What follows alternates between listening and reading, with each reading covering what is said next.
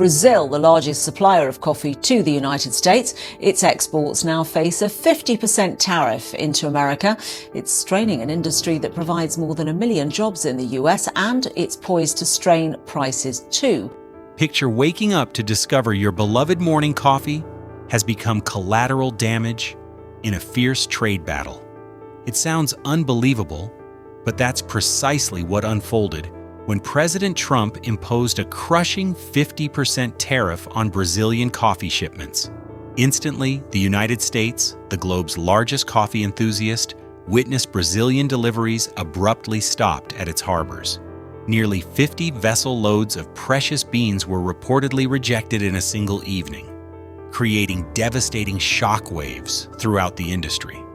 Americans braced themselves for costlier coffee, while Brazil wasted zero time securing massive billion-dollar partnerships with fresh allies overseas. This creates a crucial question.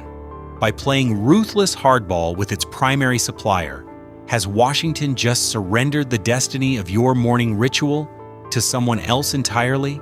Coffee isn't merely another drink in the United States. It's virtually a survival necessity for millions of Americans.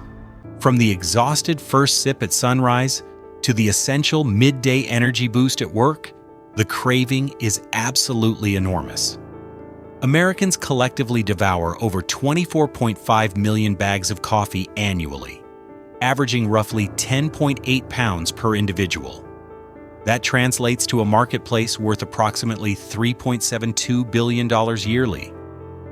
A mind-boggling figure that demonstrates how profoundly coffee is embedded into the nation's soul.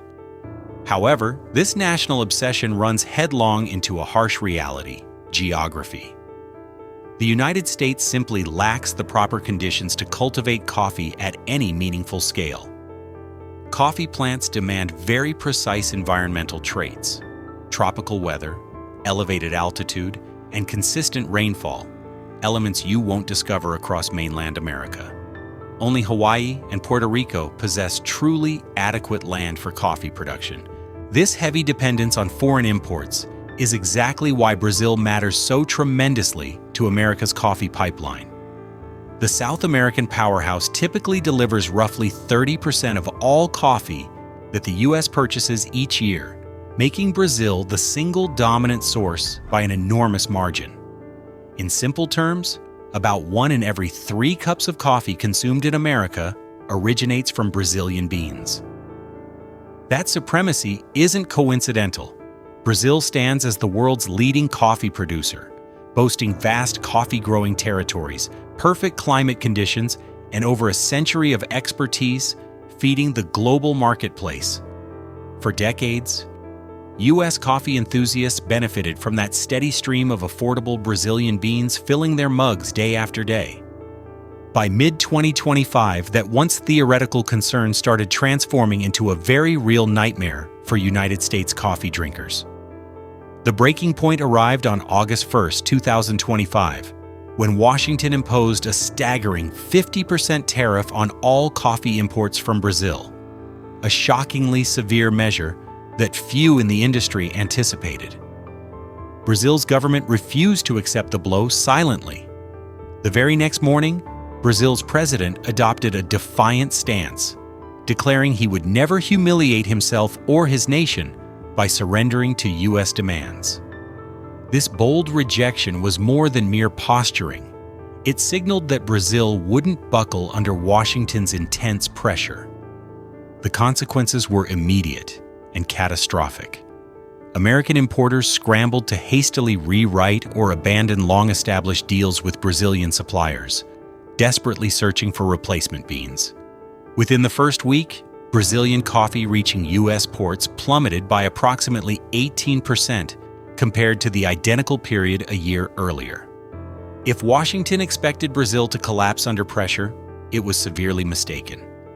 Instead of being trapped by losing its biggest customer, Brazil swiftly pivoted to new markets and transformed the crisis into a golden opportunity. Within days of the tariff announcement, eager buyers rushed in to secure Brazil's coffee. China emerged as the first major player to step forward, fast-tracking import licenses for over 200 Brazilian coffee companies, just 3 days after the U.S. announcement. Back home in the United States, coffee drinkers began experiencing the devastating consequences within weeks. Previously, a 1-pound bag of ground coffee sold for around $7 on average. By late summer, that identical bag was selling for well over $8 nationwide, even surpassing $9 in expensive states like California and New York. In percentage terms, retail coffee prices jumped roughly 15 to 20% virtually overnight. For households that consume several pounds monthly, that spike could add up to an extra $50 to $100 per year just to maintain the same caffeine addiction. Coffee had always been one of the few affordable little luxuries people could rely on, regardless of economic conditions. Now it was suddenly becoming a premium item that forced some difficult choices. Not every coffee retailer suffered equally. The major chains and prominent brands possessed cushions that smaller competitors lacked. Giants like Starbucks, Dunkin', and Tim Hortons operate global supply networks and secure prices through long-term contracts, which helped them survive the tariff storm, at least initially. For independent cafés and small groceries, it told a completely different story. These businesses survive on extremely thin margins, so a sudden spike in bean costs hit them brutally hard. By early August, many small coffee shop owners witnessed their wholesale bean expenses surge by 30 to 40% almost overnight. While Washington was busy transforming coffee into a battlefield, Canada adopted a vastly different approach. Ottawa stayed completely neutral in the conflict. No new tariffs, no public confrontations, and that quiet steadiness became one of its greatest advantages. With no trade barriers suddenly blocking Brazilian beans, Canadian importers had zero reason to change direction. Remarkably, Canadian consumers barely felt any of the chaos. While Americans in places like New York and California watched coffee prices soar past $9 per pound, prices in Canada remained rock solid. People there continued enjoying the same blends they'd savored for years, many completely unaware of the havoc unfolding just across the border. Coffee commodity markets quickly reflected these global anxieties.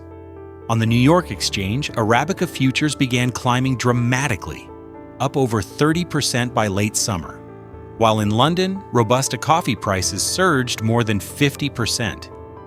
These skyrocketing prices weren't just abstract numbers on a screen.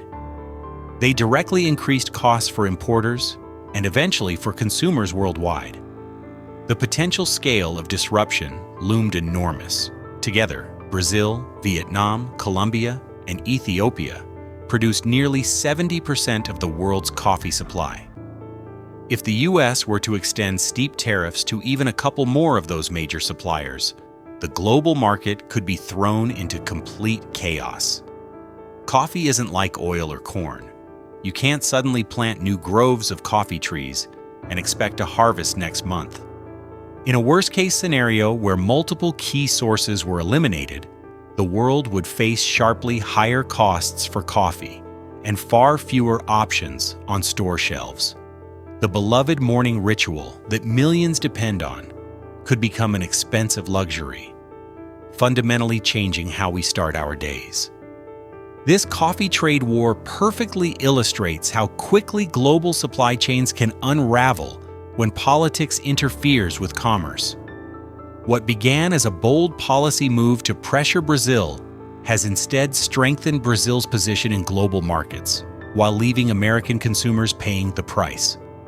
Sometimes, in the complex world of international trade, the most aggressive moves can backfire in ways nobody expected. Thanks for watching GLX News.